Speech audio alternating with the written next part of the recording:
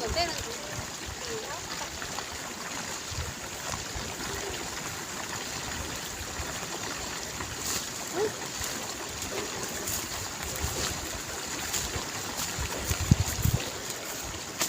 có cú tay rồi chứ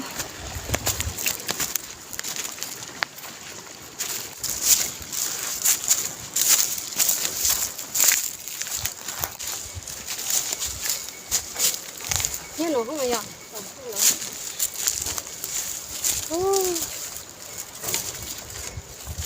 cho tôi chưa hết bò nữa đúng rồi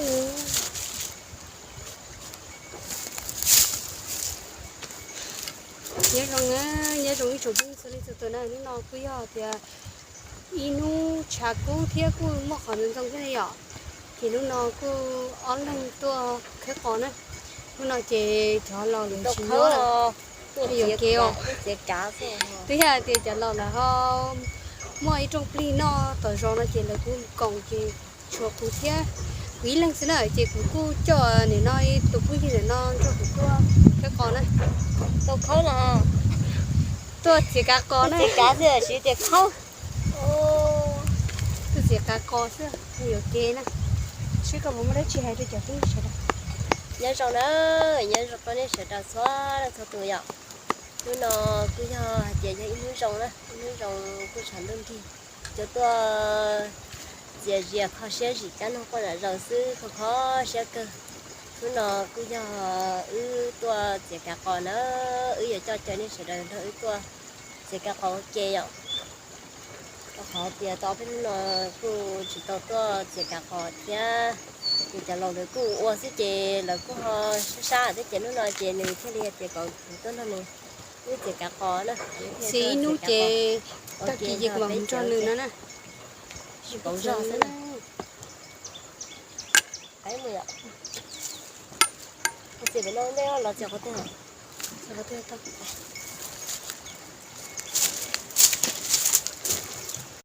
chè cá kho kia này phải nè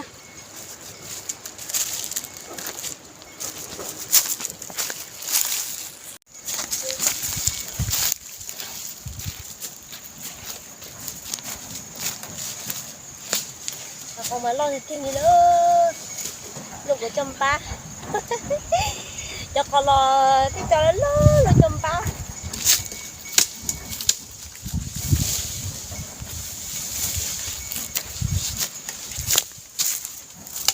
nè hậu cho cá kho cái đó chọn cá thì có chén rồi chọn cá cái thứ gì mà chọn cá đợi có thể rong cho cho nó mà là chỉ em nó cái phòng cho cơ cái chén nhà mà cho đấy chưa là họ cho nó lo mà nó mà mình chuyên cho cái méo cái này chỉ có hàng này ạ cái sợi dâu vậy bé chỉ ta trả đi tôi đi là mỗi chỗ cá có phải lỡ tàu vô rồi nó không không quá thì cho nó ấy cho nên mình chỉ là vô cháu chỉ đây thấy phải phải là coi nó hoa gì bắt lỡ rồi nó chỉ cả con kia nó chả biết luôn không biết kể cả con nữa biết từ họ chỉ quá chỉ kế làm cho biết kể cả con cha sẽ ra cho khỏi ui nhớ rồi chúng nó sẵn nhà Chứ chỉ tao cho phế. Chỉ có phế nó chỉ lấy cho phế ướt theo chỉ tao. Mà cũng có có tông chè giờ tiền. Thế chứ tao cũng phế nó là những lấy đó, cho khỏi tiền cũng có tông chè.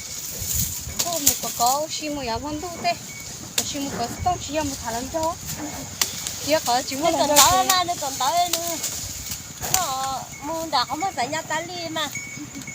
Có gì có trắng người ta hả? Còn tao chưa mà. Thì cũng phải có một cái nhà thì cũng có tông à. Đó cũng chỉ có thôi chứ.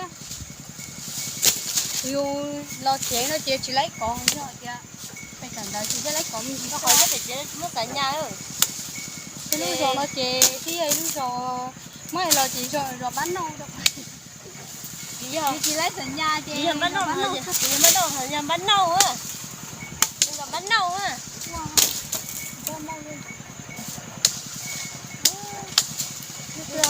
bắn đầu chứ nào. cả tao phế lo họ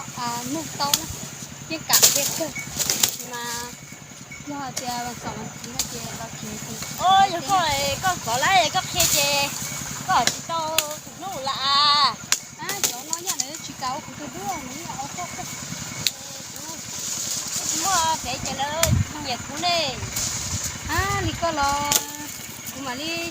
cái mà thò lại đi bớt sẽ công vụ chứ nó sẽ công đi chứ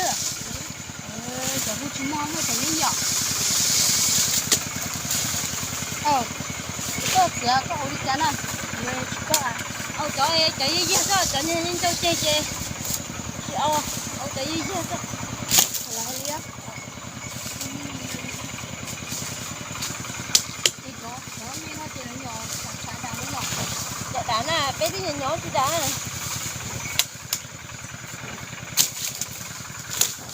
chè có một phần tàu ta lý sức chè có tí cũ sơ tế nó chè là những mua tao không tàu nữa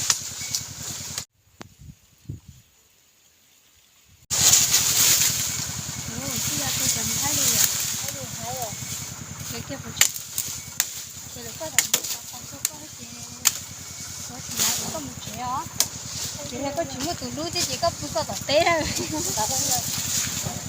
hoặc chè như chè quý lắm cái học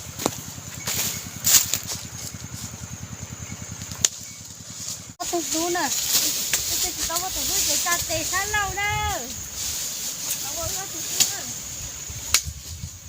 nó chỉ mà xe thì chia xe sau bây giờ tiếng khoảng này về phần các bạn sẽ có lấy một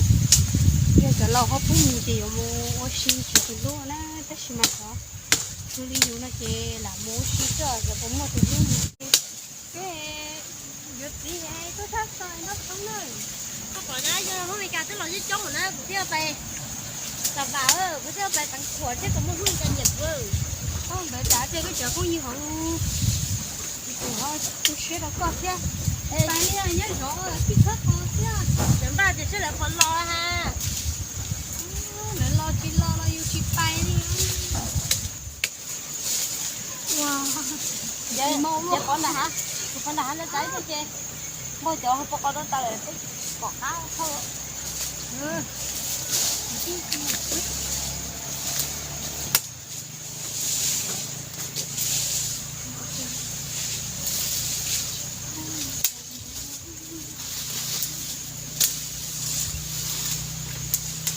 kia cái gì chỗ thì nó trên thân trên có hậu kia mà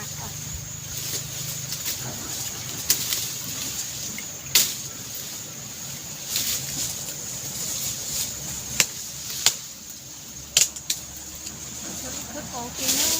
cũng thật ra đồ bao còn nó sao em phải cho bọc con cho phải đấy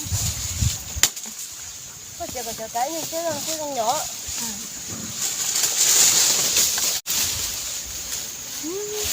mấy tuổi chứ lâu rồi tao tôi nhớ xong đó tôi phụ thiết đồng xuyên đó rồi sẽ khỏi coi cái chuyện nhỉ xong đó tôi phụ thiết rồi sẽ khỏi coi cái những người cậu của để của họ chỉ có thay video là khỏi con đánh chỉ đó cái là thì cũng sẽ thay chơi đi mới hay là chị chỉ có thay chơi đi là trên á chỉ mà ui mất chịu lùa cái này ạ hết chơi rồi hả bây giờ có tá nữa chỉ chết tệ ra thì chơi mất tiền luôn sao giờ còn nó còn chút nữa để tôi sắp chút đỡ thì tôi chỉ tôi thấy tia thì chỉ mà như tôi tiền nước tôi ta xí đi hả chết cho nó chụp luôn rồi cái này rồi có tiền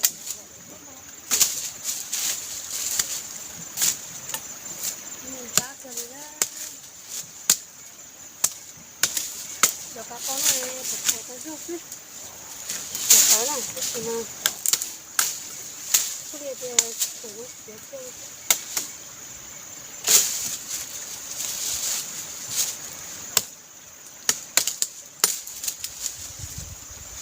ui có cỏ có con này máy nè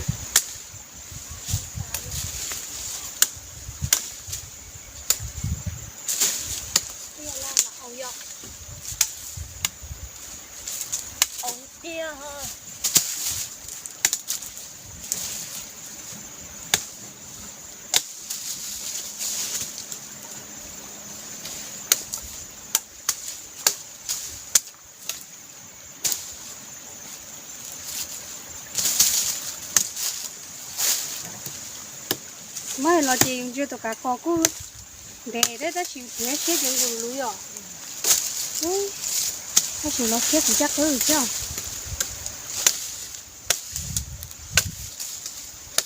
thì họ có nó mà giờ thì cái trống mình thì sẽ cái gì nó giờ cái gì cái cái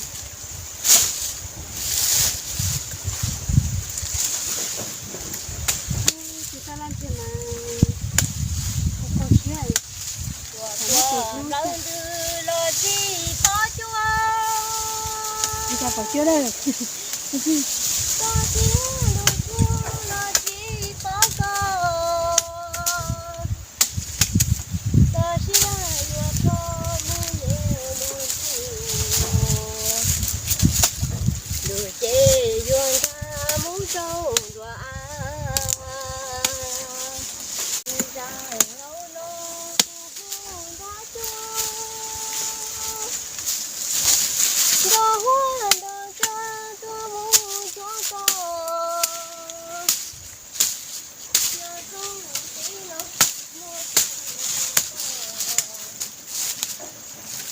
phòng khơi rồi đi à nọ đó tôi không có một bò không bò nữa nó nói thì tôi lo lên chúng tôi nói thả chế có câu chuyện gì mấy tới cái không câu của chế thì tới cái ta co thế nè là chế mấy không câu thì không có liền chắc chắc không nhỏ hoặc chế nó không chỉ chắc không kia đi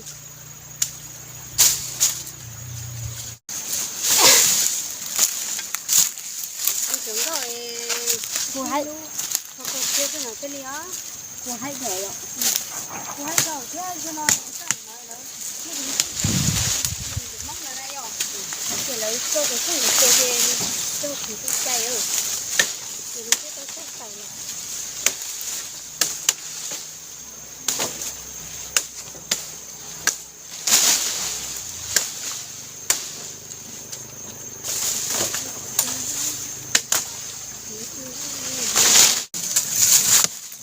chị muốn dùng bố thế chị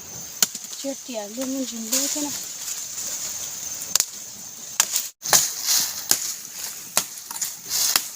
nó thế cơ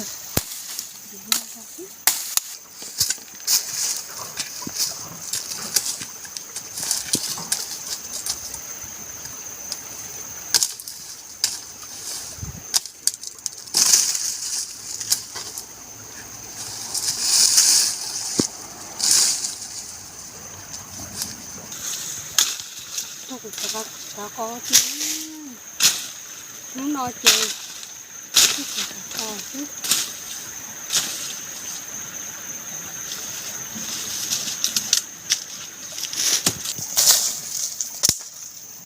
thì nó chia to cái gì mà đi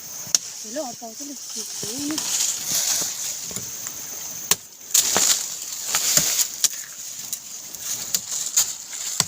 thôi chứ cái bộ hậu theo thì có xếp chợ nó chị thì nó bên như cảnh nó thì điอยู่ตรงnhau thì chỉ có to lên đau sợi mà nhỏ này đấy là chị mới là chị cũng chia xử lý theo cũng chỉ thì nói thích xử lý ạ đấy là chị ở lầu chứ nè có phải dù là tôi chân cho là nhớ cần đấy cái gì cái gì thì chia những đi cái gì chỉ chọn lầu thôi ui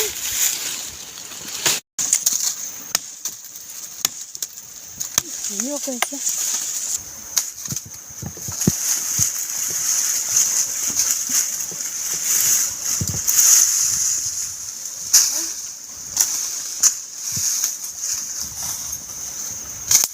thì thế là nó không phải là chuyện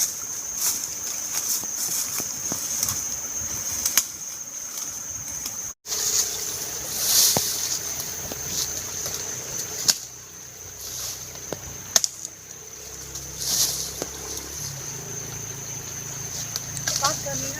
nó chín luôn thì phát cho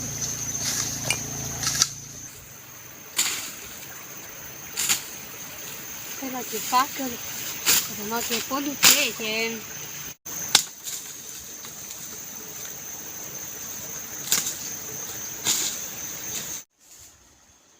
nuôi chỉ là tôi là cô khơi ta đi nọ thế na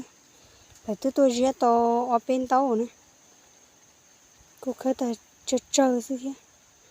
mai là chỉ chơi đã chơi gì chơi nó đâu phải chơi ta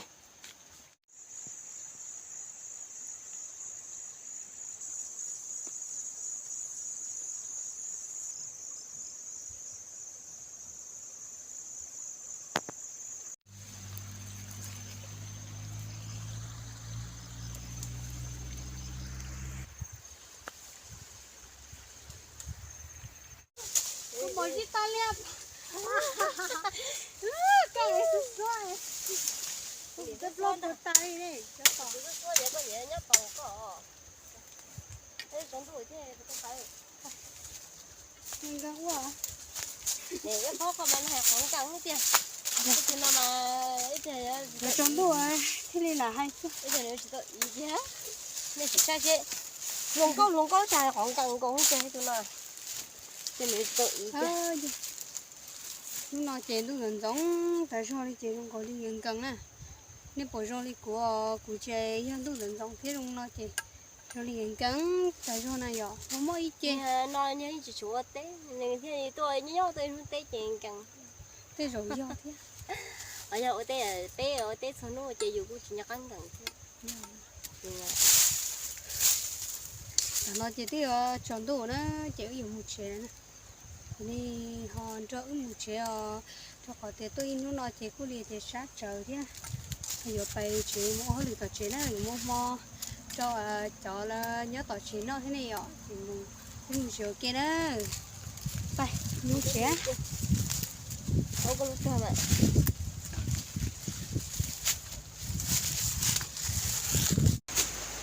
cái chị đây là bắt ông nó à cái gì ra kia na cá sữa nè nó cá này nó tên nó đi chỉ với một chiều kia đó để trốn đủ cái chế thì mua lười tao ba tao chế thì mù nữa mua kia xin chỉ đồ lười cho nó bye bye